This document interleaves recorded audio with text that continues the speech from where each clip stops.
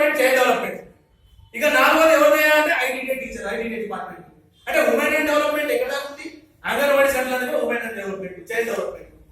అంగన్వాడీ టీచర్లు ఎవరైనా మనకి పీజీహెచ్ఎస్ కానీ, డైట్ లెక్చరర్స్ కానీ, జేఎల్ కానీ, డిఎల్ కానీ ఏమైనా తీసుకునే అవకాశం ఉందా అంటే ఆ డిపార్ట్మెంట్ కి అవకాశం రావడానికి లేదు. ఇంకో ముచ్చట ఏముంది? ఇవాళ ఉన్నటువంటి ఏదైతే సోషల్ వెల్ఫేర్ డిపార్ట్మెంట్ చాలా స్పష్టంగా సోషల్ వెల్ఫేర్ డిపార్ట్మెంట్ సొసైటీకి చెప్పేది. చాలా స్పష్టంగా వాళ్ళకు బిల్లు తయారు చేస్తున్నారు. జేఎల్ కావడానికి జూనియర్ కాలేజ్ పెట్టుకున్నారు, డిఎల్ కావడానికి డిగ్రీ కాలేజ్ పెట్టుకున్నారు, ఇక అవసరమైతే పీజీ కాలేజ్ పెట్టుకుని వాళ్ళ ప్రిన్సిపల్ లెవెల్లో వాళ్ళ ప్రయత్నం నడుస్తామనే చేస్తాము. మనం వైపు రావడానికి వాళ్ళు అసలు చేసినాక ఇష్టం లేదు వాళ్ళు కాదు. ఇక ఉంది ఏది అంటే మన ఐటీడీ డిపార్ట్మెంట్. ఐటీడీలో 2 వింగ్లు నడుస్తా ఉన్నాయి.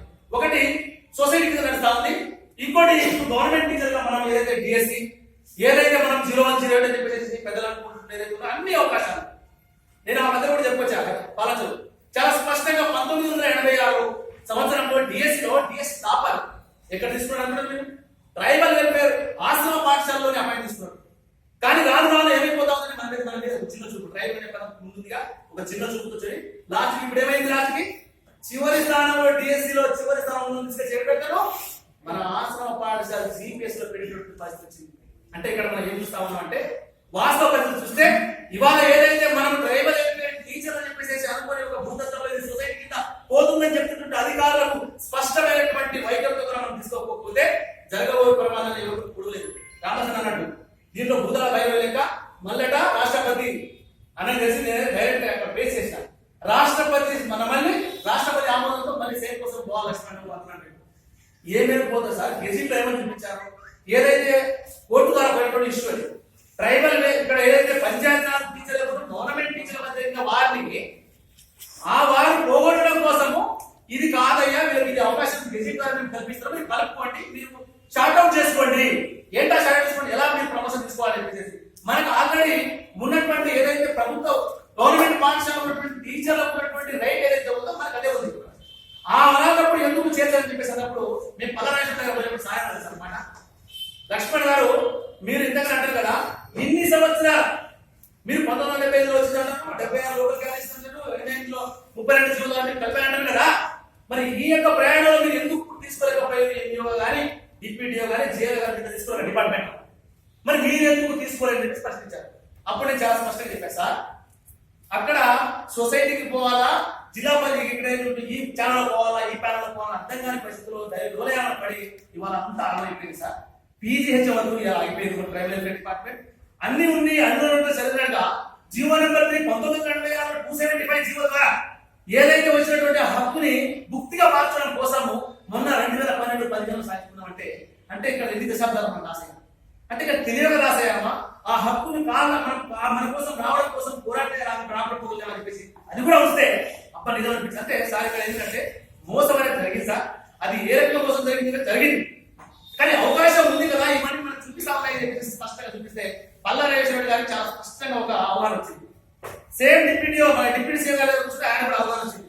ఇక మహేష్ ఎక్కడ పోతే ఆయన స్పష్టంగా చెప్పాడు क्या है लक्ष्मण है इसको उन्होंने जाने के लिए आने के लिए अभी जीवोस है तो जुडिशन है सर सभी कुछ जीवोस भी इसको सपोर्ट कर रहा మొత్తం చూపించిన తర్వాత స్పెషల్ గా ఇవాళ రేపు మంగళవారం ప్రిన్సిపల్ సెక్రటరీ నుంచి మన ఏదైతే మహేష్ దగ్గర సైన్ తోటి గవర్నమెంట్ లెటర్ పోతుంది.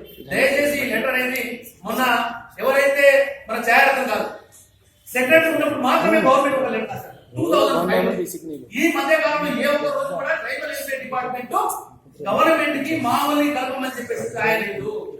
కాబట్టి స్పష్టంగా మనం మాట్లాడలేదు. మీరే అడుగుతారా ట్రైబల్ వెల్ఫేర్ డిపార్ట్మెంట్ ఏమైనా అసలు వాళ్ళు రావాలనుకుందా లేదా? వాళ్ళ మరి ఇష్టపూర్తిగానే ఉంటారు వాళ్ళు, మరి పెళ్లి చేసుకోవాలంటే సరే వాళ్ళు మరి వాళ్ళు ఇష్టపడుతున్నారా లేదా? మీరు వచ్చేసేసి లెటర్ ఇచ్చేస్తారు. మీరు ట్రైబల్ వెల్ఫేర్ డిపార్ట్మెంట్ ఏం చెప్తుంది అని అన్నప్పుడు మనం పెట్టిన లెటరు ఏదైతే ఉందో అది రేపు మంగళవారం కానీ గురువారం కానీ గవర్నమెంట్ కి ఇప్పుడు మహేష్ యొక్క ప్రిన్సిపల్ సెక్రటరీ ద్వారా గవర్నమెంట్ లెటర్ ఎక్కిపోతుంది. కాబట్టి మీకు ఏంటంటే స్పష్టంగా గవర్నమెంట్ నుంచి పోవాల్సిన ట్రైబల్ వెల్ఫేర్ నుంచి పోవాల్సిన లెటర్ పోతుంది. తర్వాత మనకున్న హక్కులన్నీ ఉన్నాయి, కానీ కలపడానికి కుట్ర అయితే జరుగుతుంది. దాన్ని ఎలా చేంజ్ చేస్తే బాగుంటుంది దానిగా మనకు ఒక కార్యాచరణ చేపట్టకపోతే ఇక జరగాల్సిన జరిగిపోయింది కదా నష్టం. కానీ నష్టాన్ని కూడడం కోసం వేసే స్టెప్ ఏదైతే ఉందో ఆ స్టెప్ చాలా జాగ్రత్తగా కింద చేయాలి. ఏమంటుందంటే సిఎస్ సార్ వీళ్ళు ఏదైతే పోతాయి రాష్ట్రపతి పోవడము ఒక వంతు ఎందుకంటుందంటే ఈ మాట ఒకసారికి ప్రమోషన్ తీసుకొనివ్వండి అని అంటుంది సంకల్పని. ఒకసారికి తీసుకొనివ్వండి, రెండోసారికి మీకు అవకాశం కల్పిస్తాం. ఏదైనా జరుగుతారు 6,000 మంది ఒకటే ముచ్చట పెడతాం. మనందరికీ తెలుసు 1,500 మంది ముంపు ఉద్యోగులు తీసుకురావడం కోసం పెద్ద సంఖ్య అని చెప్పేసి గవర్నమెంట్ చాలా వచ్చింది. గట్లాంటి మనం ఎంత ఉందో 6,000 మంది ఉన్నాం. మనం 1,700 మంది తీసుకురావడానికే కింద అయింది గవర్నమెంట్. గట్లాంటి 6,000 మంది ఉన్నటువంటి మనం కింద చేయాలి గవర్నమెంట్. ఖచ్చితంగా చేస్తాం, చేసి తీరుతాం. దానికి ఏదైతే ఇవాళ సంఘాలు మేము ట్రైబల్ కలపాలని చెప్పేసి ఏదైతే లెటర్ ఇచ్చాయో ఆ లెటర్ ఇచ్చే సంఘాలు నిలబడతాయా నిలబడవా తేలిపోతుంది, తెల్లతిట్టమైపోతుంది వాస్తవ పరిస్థితి ఖచ్చితంగా. ఎందుకంటే ఇక్కడ వచ్చి ఇవాళ మన సభ్యత్వం కావడం కోసం జనరల్ ఫండ్ కావాల్సి ఇక్కడ వచ్చే మాట కాదు. రేపు రాష్ట్ర స్థాయిలో జరిగినటువంటి ఏదైతే ఉద్యమం ఉందో పిలిపిస్తామో ఆ పిలుపులో వాళ్ళ పాత్ర ఏం మనం పరిశీలించుకోవాలి అన్నట్టు రామచంద్ర చాలా స్పష్టంగా చెప్పాడు. ఇవాళ ఒక అవసరంతో తీరిపోదు, ఒక అవసరంతో మనం దూరం అయిపో. కాబట్టి అవసరాలనే ఇద్దరి ఇవాళ సంఘానికి మనకు ఎంత ఉన్నాయో మనకు సంఘానికి అంతే అవసరం ఉంది. కాబట్టి అవసరానికి కారణాల కోసం జరగబోయేటటువంటి ఏదైతే ఉద్యమాలు ఉన్నాయో ఆ ఉద్యమాన్ని మనం ఖచ్చితంగా ముందుకు తీసుకోవాలి.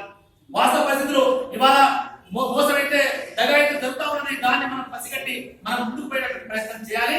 రేపు జరగబోయేటటువంటి దాంట్లో ఇప్పుడు ఆల్రెడీ ఆంధ్రలో ఖచ్చితంగా ఉద్యమం స్టార్ట్ అయింది, తెలంగాణ ఉద్యమం స్టార్ట్ కాదు.